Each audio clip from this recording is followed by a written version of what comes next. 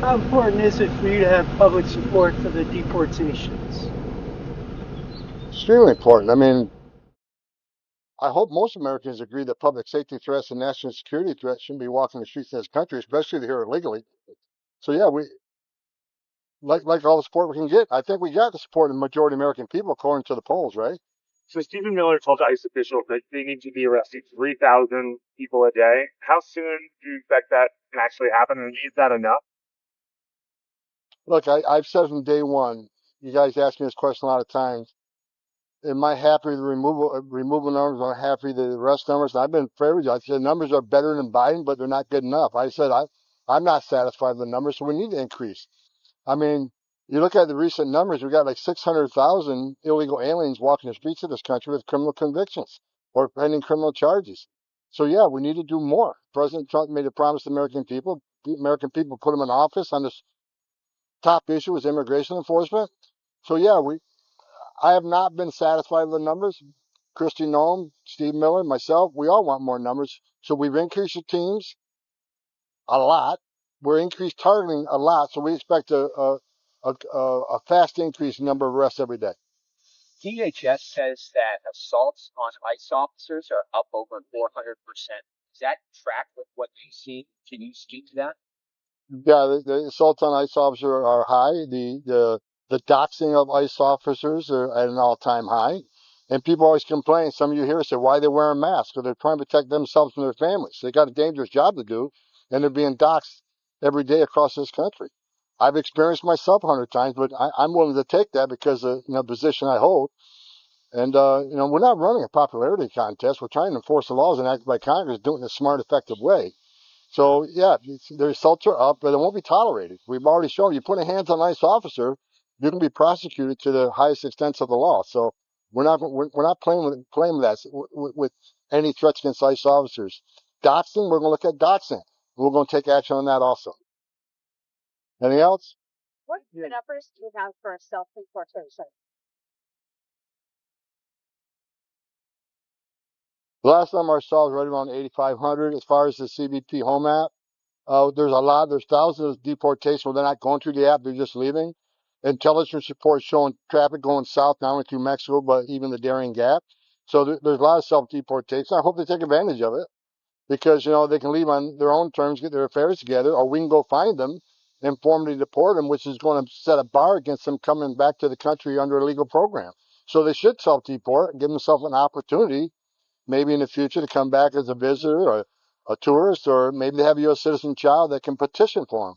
So if we have to formally go through the process of seeking them out and formally deporting them, there's a statutory bar placed against them from ever coming back to the country. Did you expect, though, that those numbers would be higher, given the policy?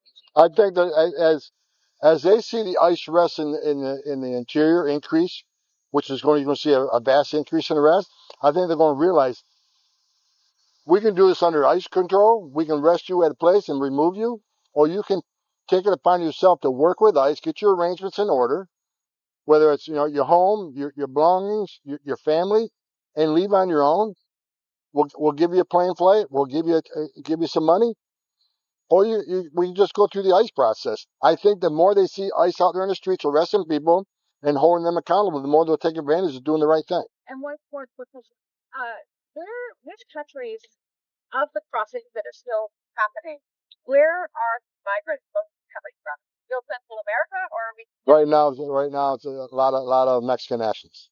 Part of part of Elon Musk's team was finding thousands of people using the same social security number. Is there no way to stop the flow to them so they'll self-deport? I mean, I that can't. seems I pretty. can't hear the question. Part of Elon Musk's team found that thousands of people were using the same social security number. So one of the main reasons they're able to work is they're using false social security numbers. Is there no way to stop the money flow to cause them? They don't have a job, they'll be run back.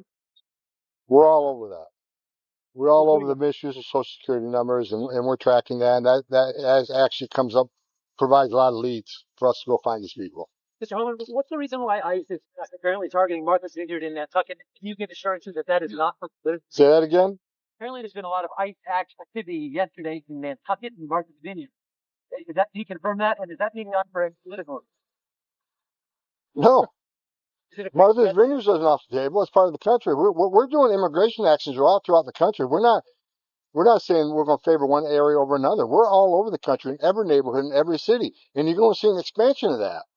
Like I just said, we're going to increase the teams greatly. So you're going to see more teams on the streets you've never seen before. You're going to see more worksite enforcement than you've ever seen in the history of this nation. You got sanctuary cities, or I said, we're going to flood the zone. If we can't arrest a bad guy in the jail, one agent arrests a bad guy in the jail in the safety and security of the jail, which is safer for the officer, safer for the alien, and safer for the community, okay, you're going to force it in the community to find him. If we can't find him in the community, we're going to find him at the work site.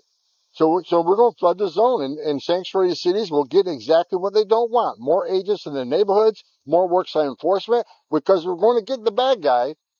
If you want to make it difficult for us, we'll do it. It'll take more time. It's less efficient, but we're not going to stop until we find that guy.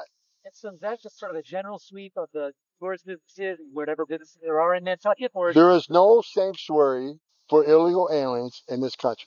You can call it a sanctuary jurisdiction all you want. It's a bunch of crap, and we all know it. Sanctuary jurisdiction says, well, we want to protect the immigrant community. We want them, the victims and witnesses of a crime, to be able to come to the police, report a crime without fear that we're working with ICE. That is a bunch of garbage. Because victims and witnesses of crime don't want the bad guy in their neighborhood either. They want us in the jail arresting that bad guy. It'll be made much easier, much more efficient. But because they're forcing it in the neighborhoods, more non-criminal targets are being arrested because ICE agents are not going to walk away from illegal aliens. You force us to go find the bad guy, many times we're with others. At a work site, go look for the bad guy, there's 10 more illegal aliens there, they're coming too. So I don't want to hear sanctuary cities complaining, well, look at all these collateral arrests and non-criminal targets you're arresting. You forced me in that position? So we're going to force law. Unlike the last administration, Secretary Mayorkas told ICE, you can't enforce immigration law. If they're not convicted of a serious crime, you can't arrest them for just being here illegally. That sent a message to the entire world. You can enter this country illegally, which is a crime, but as long as you never get convicted of a serious crime, you're free. No one's looking for you. Game's changed. We got the greatest president in history of this nation sitting in the Oval Office who's going to force immigration law and keep his promise to American people to make this country safe again. Can you just talk to me about the social media accounts, Mr. V, that the Department of Homeland Security is doing those for foreign exchange? Yeah. The scrutiny of social media accounts that foreign exchange students are now being subjected to. Can you talk a little bit about that? Why you're doing that now? Look, we look at a lot of different ways to find people we need to find, whether it's a criminal history, immigration issues, social media, undercover operations, surveillance. There's a whole myriad of law enforcement systems we use to find people and see if people are a danger to the community. Social media is one of them. And we'll continue to use it. The free speech aspect, though? We don't arrest anybody for free speech. I mean, free speech is legal, but there's a limit to that, too. I can't look at you and make a comment about my desire to assassinate a president. Is that not free speech, or is that a crime? I can't sit in a movie theater and yell fire and watch people get trampled to death. Is that free speech, or is it a crime? There's a limit to free speech, but we're not arresting people based on free speech. It's what they said plus what they did. Thank you.